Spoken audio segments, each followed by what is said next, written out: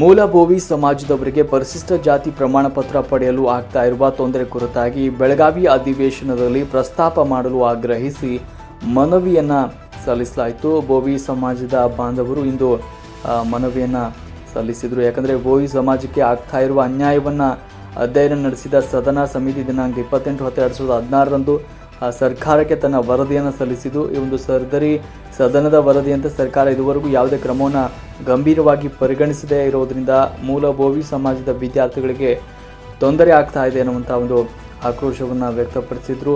ಅಲ್ಲದೆ ತಾಲೂಕು ತಹಶೀಲ್ದಾರ್ಗಳು ಸರ್ಕಾರದ ಆದೇಶಗಳನ್ನು ಸರಿಯಾಗಿ ಅರ್ಥೈಸಿಕೊಳ್ಳದೇ ಇರೋದ್ರಿಂದ ತೊಂದರೆಗಳಾಗ್ತಾ ಇದ್ದು, ಹೀಗಾಗಿ ಬಹಳ ಅನ್ಯಾಯವಾಗ್ತಾ ಇದ್ದು, ಈ ಅನ್ಯಾಯವನ್ನು ಸರಿಪಡಿಸುವಂತೆ ಸರ್ಕಾರದ ಗಮನ ಸೆಳೆಯುವ ಮೂಲಕ ಬೋವಿ ಸಮಾಜಕ್ಕೆ ನ್ಯಾಯ ದೊರಕಿಸಿಕೊಡಬೇಕು ಅಂತ ಆಗ್ರಹಿಸಿದರು. ಸಂದರ್ಭದಲ್ಲಿ ಸುರೇಶ ರಾಮಪ್ಪ ಬೋವಿ, ಧಾರವಾಡ ಜಿಲ್ಲಾ ಉಪಾಧ್ಯಕ್ಷರು, ಅಖಿಲ ಕರ್ನಾಟಕ ಬೋವಿ ಸಮಾಜ ಕಲಬುರಗಿ, ನಾಗೇಶ್ ಇಟಗಿ, ಕಲಗಡಗಿ ತಾಲೂಕು ಅಧ್ಯಕ್ಷರು, ಅಖಿಲ ಕರ್ನಾಟಕ ಬೋವಿ ಸಮಾಜ ಕಲಬುರಗಿ ಈ ಸಂದರ್ಭದಲ್ಲಿ ಉಪಸ್ಥಿತರಿದ್ದರು. ವರದಿ ಮಾರುತಿ ಲಮಾಣಿ.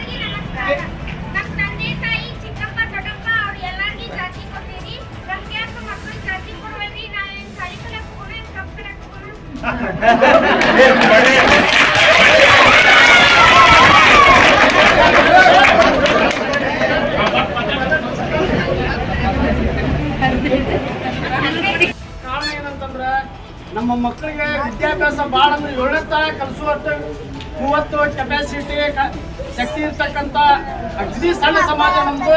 ಆ ಮಕ್ಕಳ ಕಳಿಸಾಗಿದೆ, ಆ ಮಕ್ಕಳನ್ನ ಯಾವ ಕೆಲಸ ಕಳಿಸ್ಬೇಕನ್ನುವಂಥ ತಂದೆ ತಾಯಿ ವಿಚಾರ ಮಾಡ್ತಾರೆ. ಅವ್ರಿಗೆ ಏನಾದ್ರೆ ಈ ತೊಂದರೆ ಆಗದಂಗೆ ತಾವು ಸರ್ಟಿಫಿಕೇಟ್ ನಮ್ಗೆಲ್ಲರಿಗೂ ಆದೇಶ ಪ್ರಕಾರ ನಮ್ಗೆ SC ಸರ್ಟಿಫಿಕೇಟನ್ನ ಒದಗಿಸಿಕೊಟ್ರೆ ನಮ್ಮ ಮಕ್ಕಳು ಒಂದು ಸ್ವಲ್ಪ ವಿದ್ಯಾವಂತರಾಗ್ತಾರೆ ಅಂತೇಳಿ ತಾಯಂದಿರೆಲ್ಲ ತಮ್ಮ ದಿನನಿತ್ಯದ ಬಾಳೆಗೊಳಿಸಿಬಿಟ್ಟು ನಮ್ಗೆ ಮುಖಾಂತರ ಮನವಿ ಮಾಡಿ ಬಂದಾರ.